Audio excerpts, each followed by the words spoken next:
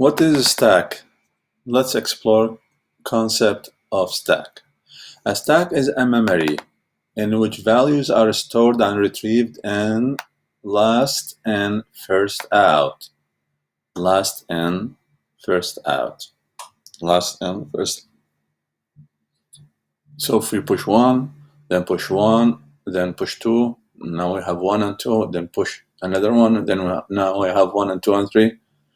If we pop, we get the 3, and we still have 1 and 2. If we pop again, we get the 2, we still have the 1, and if we pop, we get the 1, and this is the first in, but it's the last out.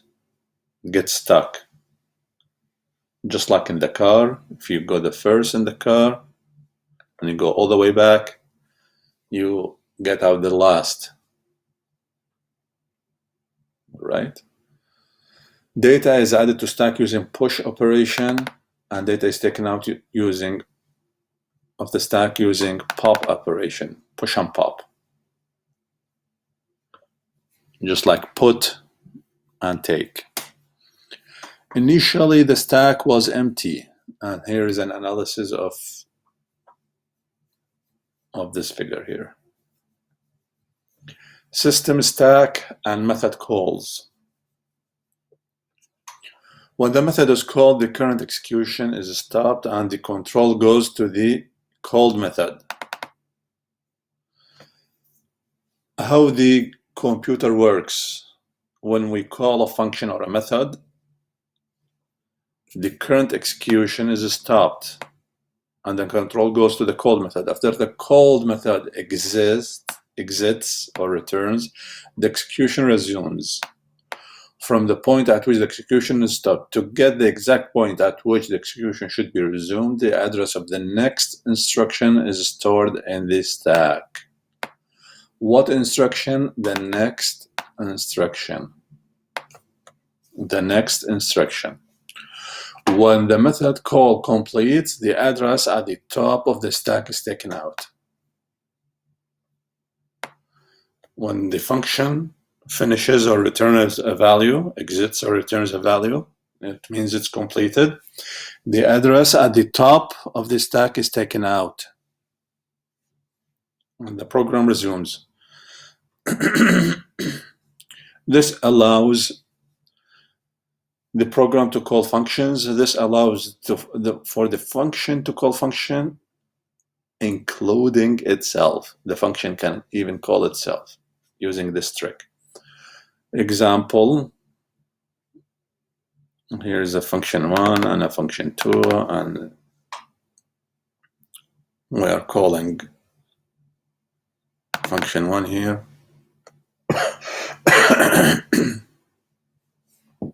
So main line, oops.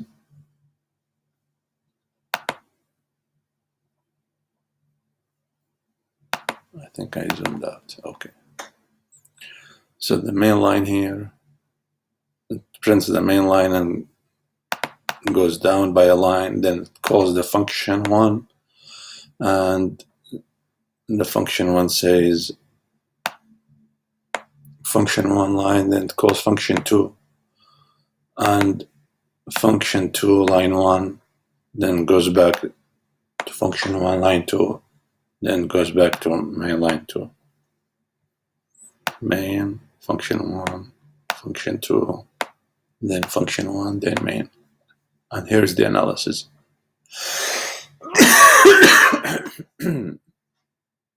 Points to remember. Methods are implemented using stacks, using a stack. It means a stack memory. When a method is called, the address of the next instruction, just keep in mind this, the next instruction is pushed into the stack. When the method is finished, the address of the execution is taken out of the stack. Taken out of the stack.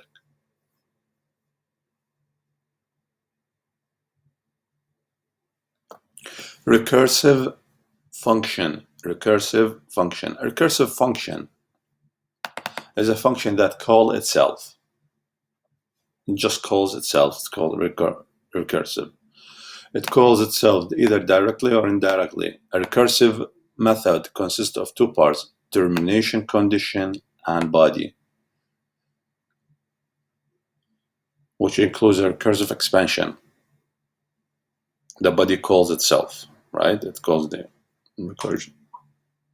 Termination condition. A recursive method always contains one or more terminating condition, a condition in which recursive method is processing a simple case and will not call itself. The body, the main logic of the recursive method, contains the body of the method. It contains the recursion expansion statement that in turn calls the method itself.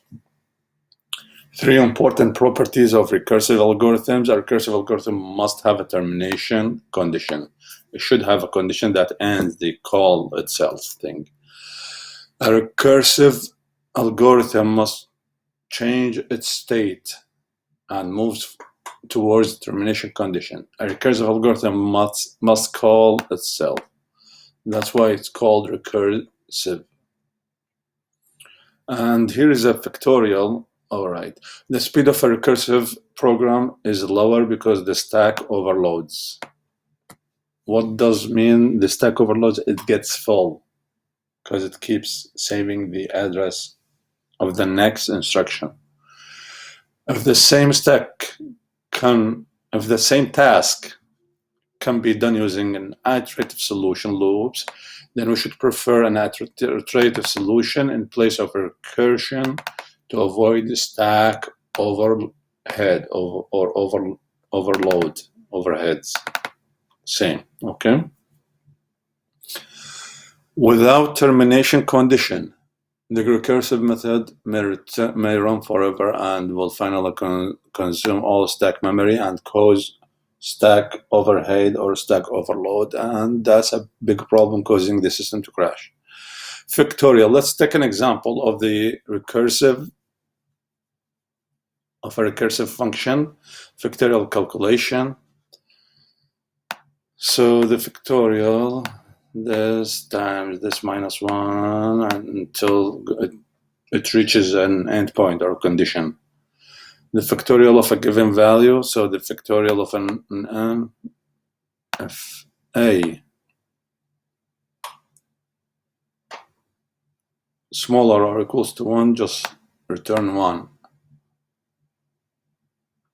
Otherwise, return this times the factorial. So it called itself again. But the factorial of what? Of I minus 1. Here is the termination condition. Here is the recursive expansion. It calls itself. Each time method fn is calling fn minus 1, the time complexity is function of n.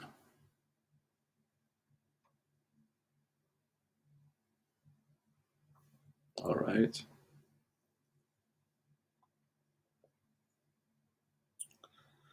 Print base 10 integers, print int 1, and the number.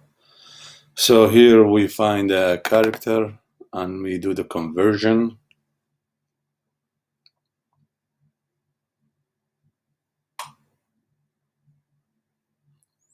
From number to a character to a digit. All right. And here is the number equals the number over 10. Print base 10 integers. And here we just printed,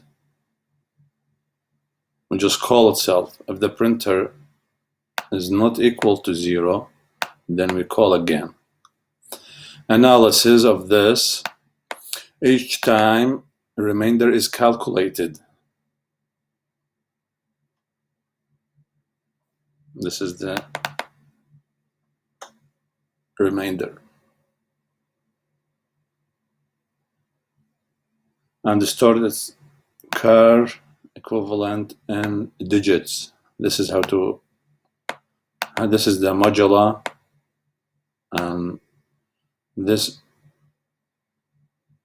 number modular 10. So the remainder of 10. Is it a multiple of 10s? And this is how to change it to a character and stored its char equivalent in digits. If the number is greater than 10, then the number is divided by 10 is passed to the print line method. The number will be printed with higher order first, then lower order digits. All right. So this is print base 10 integers. It means 10, 100, 1,000, and so on. So the remainder is calculated, and yeah, just like that. So this is a recursive function that calls itself. Keeps repeating this. Number will be printed with higher order first than the lower order digits. Now we'll do the same with base 16. The same thing with base 16. And now we have a string called conversion.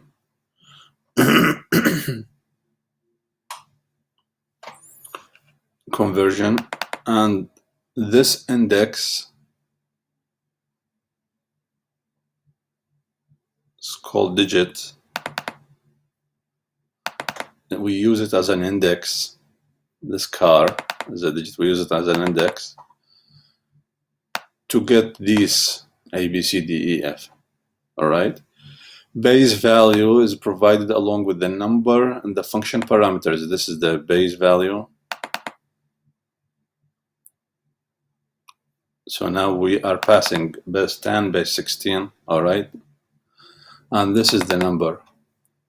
So now we not only covering from 0 to 9, but we are covering from 0 to 16 or to F, because this is 10, 11, 12, 13, 14, 15, from 0 to 15, which means base 16. All right. So this is the base that we divide on and get the remainder.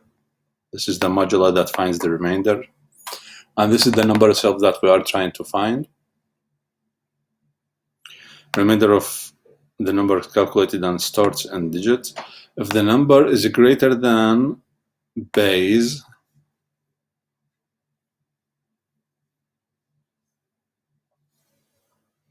the number divided by the base is passed as an argument to the print method recursively. It's calling itself, it's recursive. What does it pass? It passes the number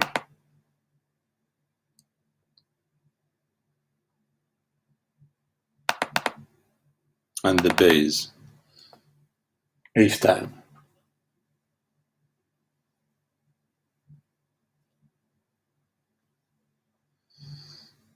Tower of Hanoi. Hanoi. The Tower of Hanoi is called the Tower of Brahma. We are given 3 roads and n number of disks. Initially, all the disks are added to the first road. This is the first road, like this stick. And 3 of these sticks. All right, and n number of disks, which is 4 disks right now, just like that. Initially, all disks are added to the first road, this one here, leftmost, in decreasing size order. The lower one is the biggest size, so these disks like not the same. They have different weights, okay? The objective is to transfer the entire stack of disks from the first tower to the third tower, rightmost, moving only 1 disk at a time and never a larger one onto smaller one. Never a larger one onto a smaller one. So we have to keep the largest at the bottom, just like it is at the beginning.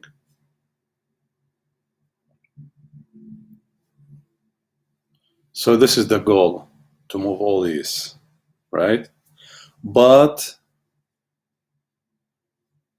moving only one disk at a time, not all the three together like this here. Not we just move all the three like here. We need to do it one by one and never put larger onto smaller. How to write a function that doing this? This is the tower of Hanoi. This is how to call it. In this case, we have A, B, and C, like different weights. And the number is 4. Num is 4. The sequence moves involving the tower of Hanoi. And the character,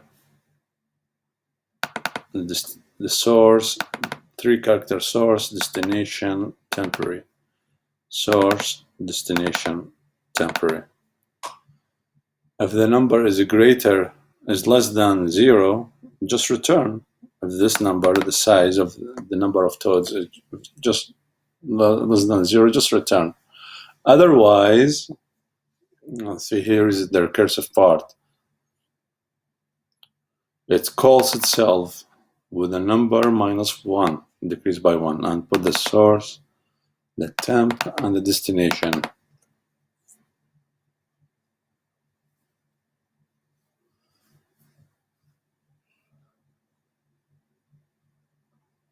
Move this disk from source to destination.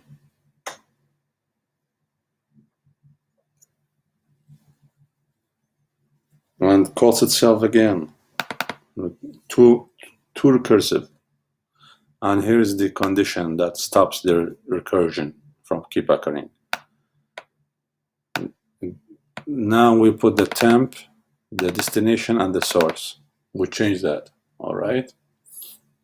Analysis. Tower of Hanoi problem. If we want to move n disks from source to destination, then we first move n-1 disks from source to temp. Then move the lowest nth disk from the source to destination. Then we'll move n-1 disk from the temp to destination. This is really interesting example. It's called Hanoi, Tower of Hanoi. This is very useful to write it in Visual Studio and try different number sizes and track how it calls itself twice here and here and what changes during that.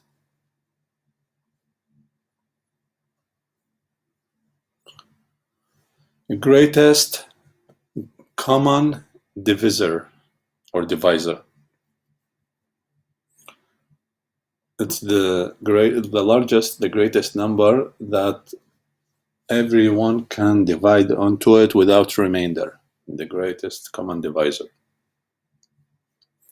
And we see how it calls itself in the return, and how we have the two conditions. The m minus n, it does something. If the modular, the m modular n, like the remainder of the division, equals 0, then it just returns the greatest common divisor. And if none of these conditions, it's not less and it's not doesn't equal 0, it calls itself again. What does it need? It needs the m, the first number, and the second number, and the second is the remainder of the division. in this case. Analysis. Euclid's algorithm. Euclid's algorithm is used to find the greatest common divisor. GCD-MN equals to GCD-M and N mod N.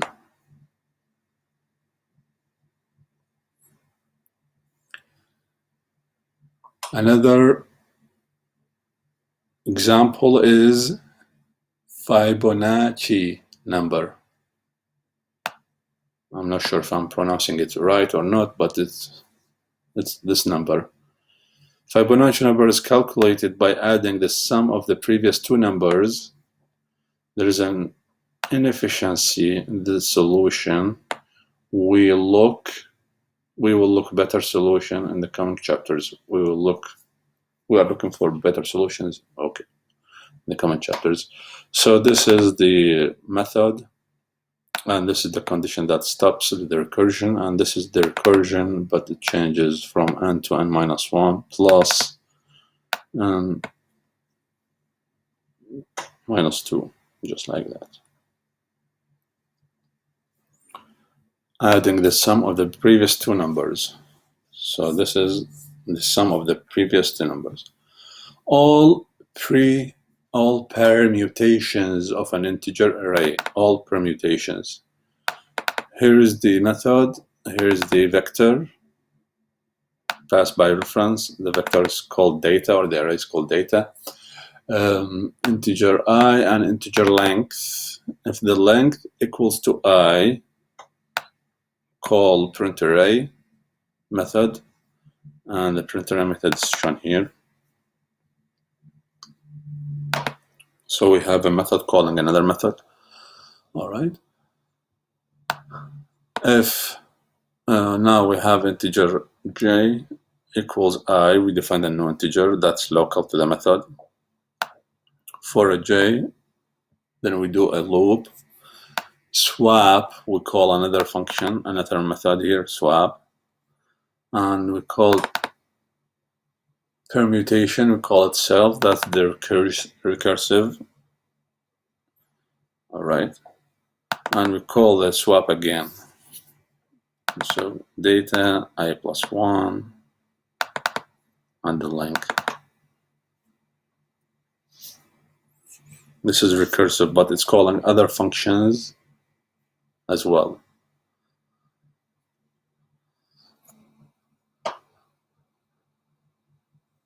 The swap just swaps values, like temporary, then it takes the x and y and swap them. And here the print array just prints everything from this to that, and cout just prints an array. Value stored out this, and this is the main function that calls the permutation.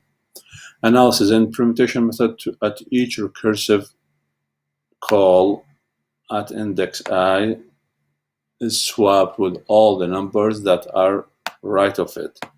Since the number is swapped with all the numbers that in its right, one by one, it will produce the permutation possible. It will produce all the permutation possible. Binary search using recursion. Can we do binary search using recursion? Of course, binary search recursive. And we pass the vector by reference, of course.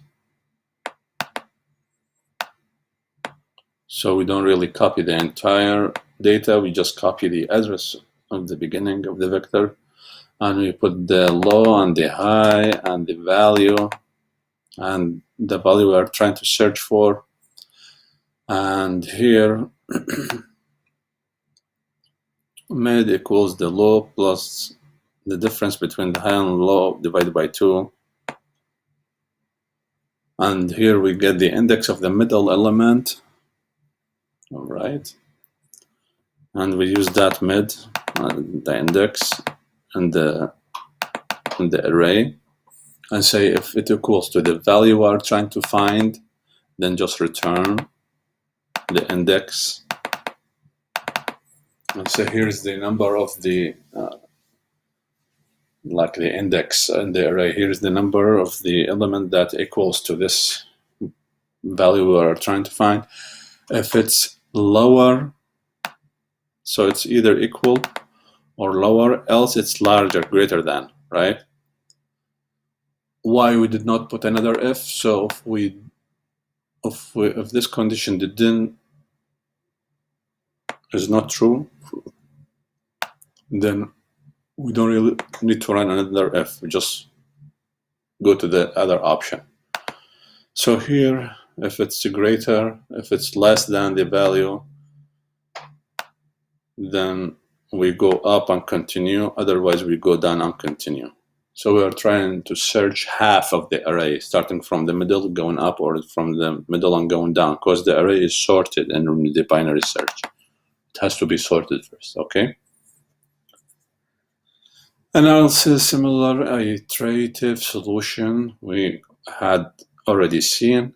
Now let us look into the recursive. So here is just calling itself, and here it's just calling itself recursive.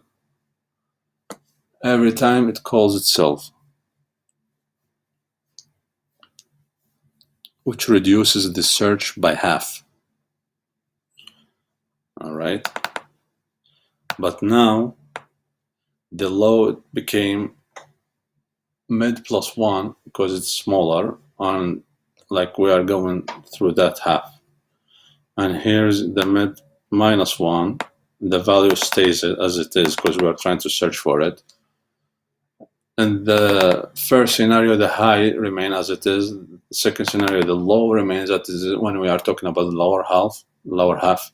Okay. And here are some exercises that are really useful to do. All these needs time to apply and execute and using breakpoint. And it's really useful to try it on different values and see how it works. Our goal here is to skim, just go very quick on this book. It's not to apply every single step. All right, we are skimming books, just browsing, just go through pages really quickly. To get the most benefits for me and for you, me and you have to go through every single thing in the previous and the coming and apply it.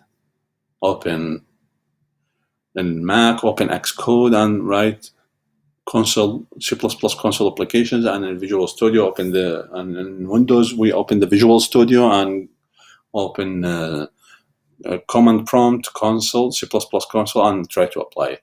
So here are some exercises that we are just displaying to practice on. And we have different approaches in some examples. And here's more examples. All these are nominated interview questions. All right. Then we'll go through, now we are done with the introduction. Then we'll go through chapter 2.